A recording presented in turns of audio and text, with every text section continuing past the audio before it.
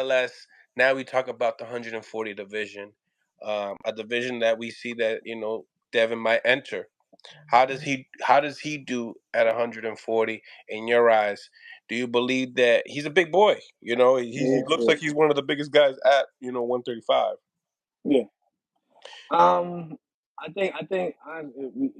to just pick the right fights for him when he first get in there. Like, and I know he's supposed to fight Regis, and I think everybody's looking at Regis's last performance, of course. One of the factors. I mean, if I'm a Dissect it fighter, for us. Dissect it and for us. because if I'm a fighter, I'm looking at they always say you're good as your last fight. I don't always believe that because sometimes you just may have an off night, but at the same time, you still got to look at things and you pick up on flaws, but.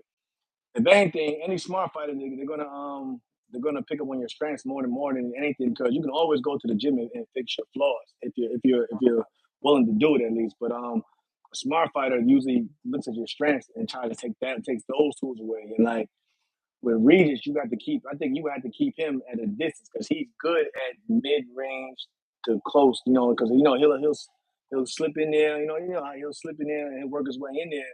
And then he'll start letting up. I think if anything, Devin will have to definitely stay behind that jab, and not risk getting into a firefight. You know what I mean? So Regis's prairie game got to be on point with that jab. Yeah, for sure. Yeah, for sure.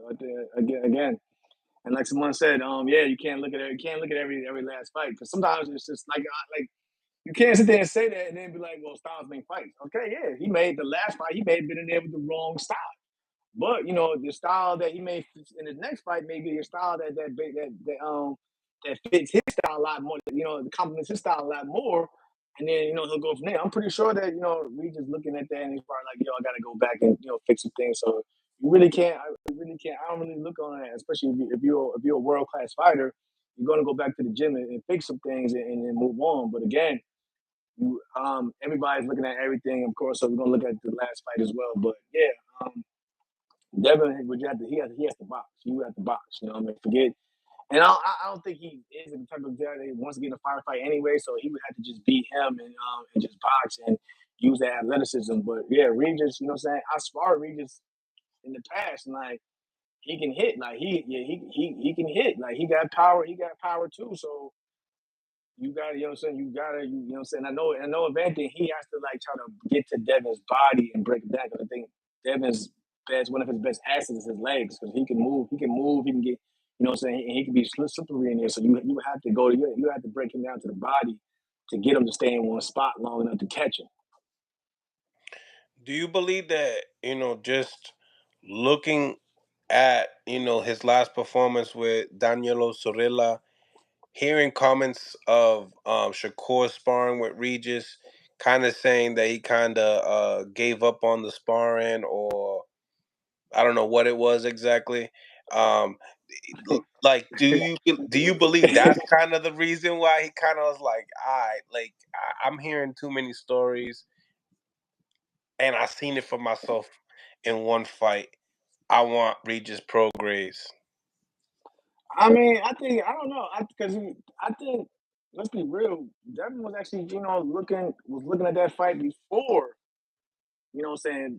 Regis's last fight in the ring. So I give Devin, the credit that he was actually looking at that fight prior to that. I think that just the performance probably was like, you know what, it's a sure shot, of course. But I mean, I think before he was looking at that before. But like, I know one thing, like the guy people they really need to be worrying about is homie with the IBF title. Subriel Matias. Yeah, I like that you mentioned him, brother. That shit.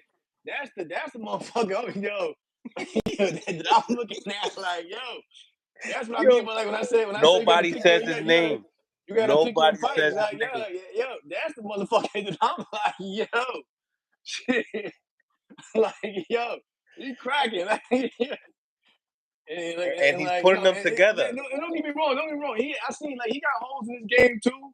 Like he can get touched, but he like one of those fighters where he gonna take something to get something though. You know what I mean? So like he can be touched, but he gonna work his way in there. And when he start landing them things, he can turn a fight around. He can turn a whole fight around as well. So you know what I mean? Because again, man, like that's that last fight. That last fight with Jeremiah Ponce.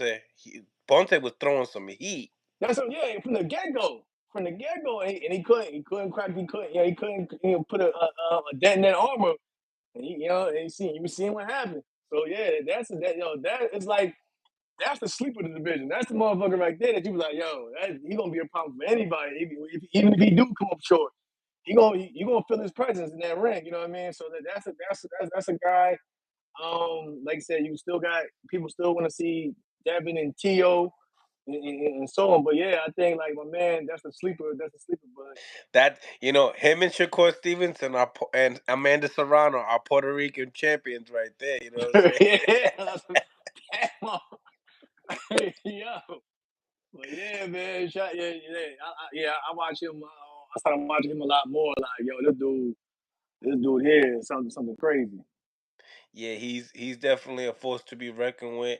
A lot of people people when we talk about like the top guys, I don't know, you could tell me what you think about the top guys, but people talk about like him and Tio, and those are the top guys in the division. What do you think? I mean, no, honestly, like in terms of the champions running it, that division is kind of stacked in its own right as well. It's just that it's not you don't hear enough talk about it because everybody's so busy on either talking about 135 or 47. You know what I mean? But 40, they have what I'm saying, Gary Russell. You know what I'm saying? He out there too. Like, I mean, so there's a lot of But even he doesn't Bridget Sanders. mention Subriel. Man, nobody listen. Nobody. That's one of them fights. I'm not. Let's be real. That's one of the fights where if you ain't gotta take it, they not gonna take it unless you like a mandatory and it's like the only title on the line. People still might be like, yo, I don't Yo, need that. I don't need that everyone's belt. staying away from the IBF. They're like, fuck the Yeah, IBF.